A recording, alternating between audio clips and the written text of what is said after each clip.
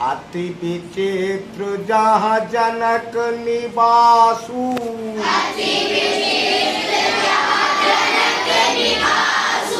पृथक कहे विबुध विलोकी विलासु।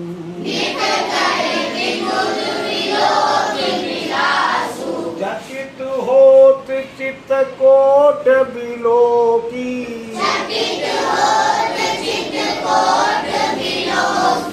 सकल भुवन शोभा जिमिरो की।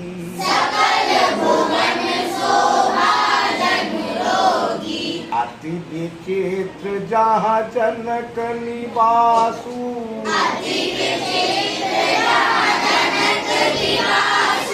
पृथक कहे विबुध विलोकी विलासु। चकित होत चित्त कोट विलोकी,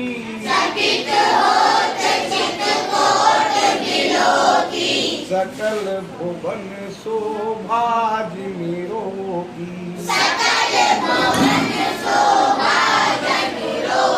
अब पहले इनका मतलब समझ लो इन लाइनों का, उसके बाद आज इक्वेशन समझाएंगे अलजेब्रा में। अलजेब्रा का ऐड हमने समझा दिया है, सब्ट्रैक्शन समझा दिया है, मल्टीप्लाई समझा दी है, डिवाइड बता दिया, फैक्टर्स निकालना भी सिखा दिया। बस इतना ही होता है। इसके बाद इक्वेशन रह गई है, बस इक्वेशन और समझ लें आप। बिल्कुल जीरो से स्टार्ट करेंगे सरल तरीके से।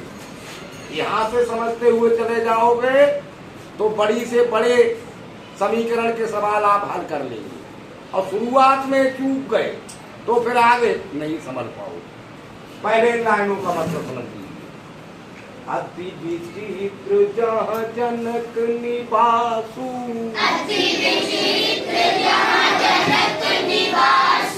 अब जनकपुर में सभी बिल्डिंग्स राम लक्ष्मण विश्वामित्र देख रहे हैं, तो वहां जनक जी का भी महल देखा है, राजा जनक का भी महल देखा है। तो उसमें लिखा है राजा जनक जी के महल के बारे में, अति विचित्र। विचित्र मीन्स अनोखा, विशेष प्रकार का। राजा जनक जहाँ रहते हैं या राजा जनक का जो महल है वो बहुत ही विशेष प्रकार का बना हुआ है। कैसा है?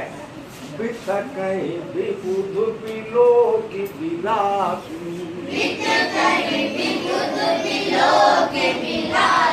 पृथक कहे का मतलब हो गया आश्चर्यचकित होते हैं, अचंभित होते हैं, ताज्जुब करते हैं।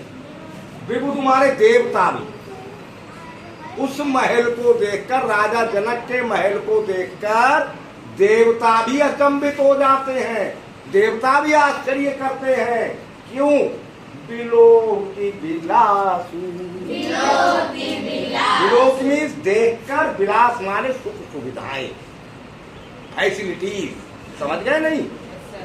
यानी राजा जनक के महल को देखकर देवता भी अचंभित हो जाते हैं, उसमें इतनी फैसिलिटीज है। राजा जनक के महल की सुख सुविधाएं देखकर देवता भी ताज्जुब करते हैं, उनके भी पास इतनी सुख सुविधाएं नहीं है जितनी राजा जनक के महल में सुख सुविधाएं। अंडरस्टैंड? चकित होत चित्त कोट विलोकी। चकित का भी मतलब आश्चर्य करना होता है, आश्चर्य होता है। कोट विलोकी, चित्त माने हृदय, हृदय में आश्चर्य होता है। कोट माने परकोटा, बाउंड्री। कोई बड़ा महल होता तो उसके चारों ओर बाउंड्री होती है ना। Yes sir. तो उस बाउंड्री को देखकर चित्त यानी मन आश्चर्यचकित हो जाता है। कैसी लगती है बाउंड्री राजा जनक के महल की? सकल भुवन शोभा जनुरो की। सकल भुवन शोभा जनुरो की। ऐसी लगती है बाउंड्री राजा जनक के महल की, मानो कि सारे लोगों का, पूरी दुनिया, पूरे ब्रह्मांड की शोभा को घेर रखा हो, बंद कर रखी हो। सभी शोभा, जितनी दुनिया में शोभा है वो सारी शोभा उस बाउंड्री के अंदर बंद कर दी। ऐसा राजा जनक के परकोटे यानी बाउंड्री को देख के लगता। अब इक्वेशन पे नंबर आ जाता है यहीं से। बड़ा सिंपल तरीके से सिंपल क्वेश्चन पूछेंगे जो व्यवहार में आमतौर पे हम करते हैं, वहीं से क्वेश्चन बनना शुरू हो जाएगी। मान लीजिए राजा जनक के महल में इतनी सुख सुविधाएं हैं, उनमें 100 और जोड़ दे, 100 और जोड़ दे तो 600 हो जाएगी। राजा जनक के महल में इतनी सुख सुविधाएं हैं कि उसमें हम 100 सुख सुविधाएं और जोड़ दे तो 100 हो जाएंगी, 600 हो जाएंगी, 600 सुख सुविधाएं हो जाएंगी। तो बताइए सौरभ जी, कितनी सुख सुविधाएं हैं राजा जनक के महल में?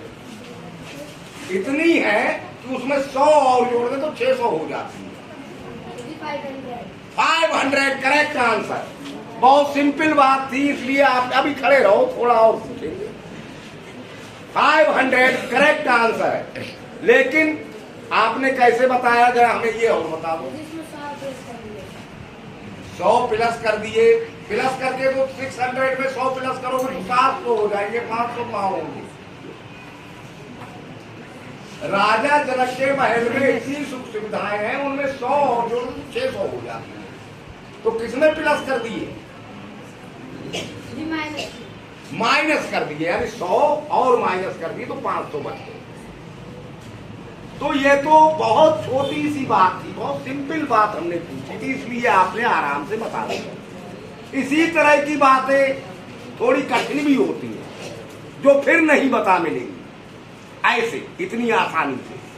तो वो आसानी से आपने कैसे बताया, इसको हम थोड़ा समझाते हैं। तो हमने मान लिया राजा जनक के महल में सुख सुविधाएं हैं ऐसी।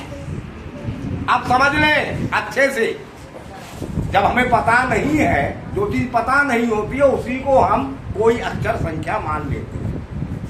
हमने पूछा था राजा जनक के महल में इतनी सुख सुविधाएं हैं कि उसमें 100 और जोड़ दे तो 600 हो जाती है। तो आपने फटाक से 100 कम करके 500 बता दिया। सिंपल बात थी, पर थोड़ी और कठिन बात हो तो दिक्कत हो जाएगी, इसलिए यहीं से समझते चलो। तो हमने मान लिया राजा जनक के महल में सुख सुविधाएं हैं X। अब कितनी और जोड़ दे? 100 और जोड़ दे। समझ रहे हैं भाई? X है, पता नहीं है तो X मान ली, उसमें 100 और जोड़ दी और अब हो गई कितनी? 600। इस तरह से इक्वेशन बनाई जाए। समझ गए? थोड़ा हल्का हल्का इक्वेशन बनाना, पहले हल्के से समझो फिर हार्ड से शुरू करेंगे। अच्छा, अब क्या करेंगे? अब ये तराजू होता है, इक्वेशन एक तराजू होता है जिसके 2 पलड़े होते हैं, एक लेफ्ट साइड में, इसको लेफ्ट साइड कहते हैं, इसको राइट साइड कहते हैं। अब अगर हम तराजू में कोई चीज तोलते हैं, मान लो ये तराजू है, ये कांटा है, इसमें भी वजन रखा है, इसमें भी वजन रखा है, दोनों तरफ का वजन बराबर है, बराबर का निशान लगा, दोनों तरफ का वजन बराबर है। अब इसमें से हम जितना निकालेंगे तो बराबर रखने के लिए हमें उसमें से भी उतना निकालना पड़ेगा या नहीं? अब हमें लाना है X के बराबर और ये है 100 प्लस में, तो ये 100 गायब कर दे तो X रह जाएगा। अब 100 को कैसे खत्म करें? प्लस का है, माइनस का 100 और कर दें इसमें तो प्लस माइनस होके 100 खत्म हो जाएगा। लेकिन एक साइड से जब कम करेंगे तो दूसरी साइड से भी कम करना पड़ता है। तो इसे सॉल्व करने के लिए X प्लस 100, अब ये 100 हमें हटाना है तो माइनस का होके हटेगा, -100 बराबर 600। जब इधर से हमने 100 हटाया है तो बराबर रखने के लिए हमें उधर भी 100 हटाना पड़ेगा, तो इधर से भी 100 हटा दिया। समझ रहे हैं बात या नहीं? yes, अब 100 में से 100 घटा, कुछ नहीं बचेगा, या बचेगा कुछ? तो x बराबर 600 में से 100 घटा तो 500, यानी राजा जनक के महल में 500 सुख सुविधाएं हैं। समझ गए या नहीं? Yes sir. तो थोड़ी सी बात याद भी कर लो। यदि अक्षर संख्या के साथ कोई नंबर हो प्लस का, तो दोनों साइड से वही नंबर माइनस कर देते हैं। कोई नंबर माइनस का हो तो वही नंबर प्लस का कर देते हैं, दोनों साइड में उल्टा कर देते हैं। कोई नंबर मल्टीप्लाई का हो तो दोनों साइड में उसी नंबर से डिवाइड कर देते हैं। कोई नंबर डिवाइड का हो तो दोनों साइड में उसी नंबर से मल्टीप्लाई कर देते हैं। नहीं समझे? समझ गए। अच्छा, तो अब अगला सवाल बताएंगे, ठीक है, कल से।